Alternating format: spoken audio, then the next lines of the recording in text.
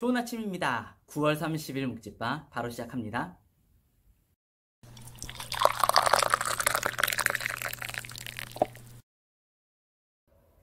오늘은 사도행전 2장 14절에서 36절 말씀으로 함께 묵상하도록 하겠습니다. 예수님의 말씀을 따라 제자들은 함께 모여 기도하였습니다. 그리고 오순절 날이 이르자 그들에게 성령이 임하고 그들이 방언으로 말하기 시작했습니다. 명절을 지키기 위해서 원근각처에서 모인 경건한 유대인들이 그 광경을 보고 매우 의아해했습니다. 오늘 본문 말씀은 그런 사람들에게 베드로가 오순절 성령 강림 사건에 대하여서 설명하는 내용입니다. 베드로는 말합니다.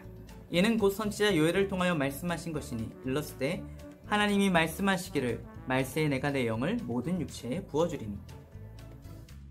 베드로는 성령 강림 사건이 하나님께서 말세에 부어주시기로 약속하셨던 그 영으로 인하여서 일어난 일이라고 설명하고 있습니다. 네, 성령은 바로 말세에 임하는 영입니다. 말세는 교리적으로 예수님의 승천부터 예수님의 재림까지의 기간을 의미합니다. 그런데 이렇게 이야기하니까 우리 마음에 잘 와닿지 않는 것 같습니다. 그래서 베드로는 우리 가슴에 팍 꽂히도록 이렇게 설명해 줍니다. 내가 위로 하늘에서는 기사를, 아래로 땅에서는 징조를 베풀리니 곧 피와 불과 연기로다. 주의 크고 영화로운 날이 이르기 전에 해가 변하여 어두워지고 달이 변하여 피가 되리라. 네, 좀 으스스한 말씀이죠. 네, 말세는 이렇게 우리가 좀 불안하고 두렵고 때로는 떨리는 마음으로 주님의 재림, 즉 최후의 심판의 날을 기다리는 날입니다. 여러분, 성령을 받으셨나요? 성령을 체험하셨나요?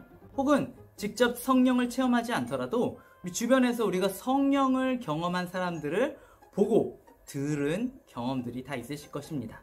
이렇게 성령의 임재를 여러분들이 믿고 있다면 우리가 지금 말세를 살아가고 있다라는 인식도 하셔야만 합니다.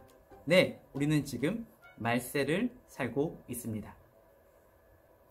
저는 말세하면 1992년 10월 28일 대한민국에 큰 무리를 일으켰던 다미선교회가 생각이 납니다.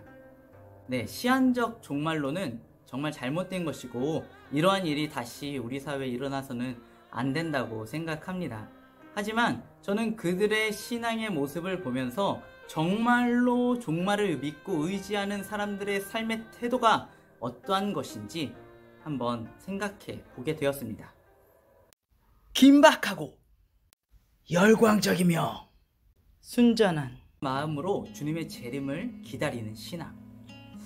그런데 우리 전통 교회 안에서 이러한 신앙의 모습을 발견하기가 참으로 어렵습니다.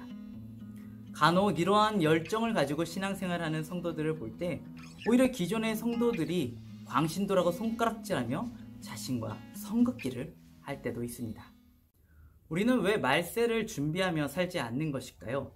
종교개혁자 마르틴 루터가 말했던 것처럼 내일 종말이 올지라도 나는 한 그루의 사과나무를 심겠다 라는 그런 격언을 지키기 위해서입니까? 아니면 2000년이나 예수님의 재림이 지연됐기 때문에 주님의 재림에 대한 믿음이 약해졌기 때문입니까? 저는 이 문제에 대해서 곰곰이 생각하면서 정말로 우리가 말세다운 삶을 살지 않고 있는 이유는 우리가 주의 이름을 부르고 있지 않기 때문이다 라는 생각을 해보았습니다. 주의 이름을 부른다는 것은 단순히 우리가 기도하기 전 주여 삼창을 외치는 것처럼 주님의 이름을 이야기하는 것이 아닙니다. 주의 이름을 부른다는 것은 우리가 믿고 섬기는 예수 그리스도를 내 삶의 진정한 주인으로 인정하는 것입니다. 내 이름보다 어떠한 상황에 있어든지 예수 그리스도의 이름을 앞에 두고 살아가는 것입니다. 우리가 내 마음대로, 내 욕심을 따라서, 내 감정과 내 지혜와 내 성격 따라서 살아가는 것이 아니라 예수님의 뜻과 계획을 따라서, 예수님의 지혜를 따라서 예수님의 성품을 가지고 살아가기로 결심할 때 그것이 바로 주의 이름을 부르는 것이요, 말세를 말세답게 살아가는 신앙인의 삶의 모습입니다. 누구든지 주의 이름을 부르는 자는 구원을 얻으리라.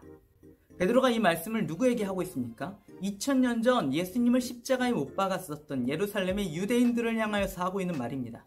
죄가 있든지 없든지, 돈이 많든지 적든지, 남자이든 여자이든 그것은 아무런 상관이 없습니다.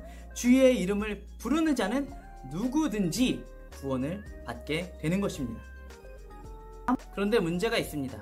우리가 주님을 내 삶의 주인으로 모시겠다라는 결단은 이 젓가락처럼 너무나 연약해서 쉽게 부러진다는 것입니다.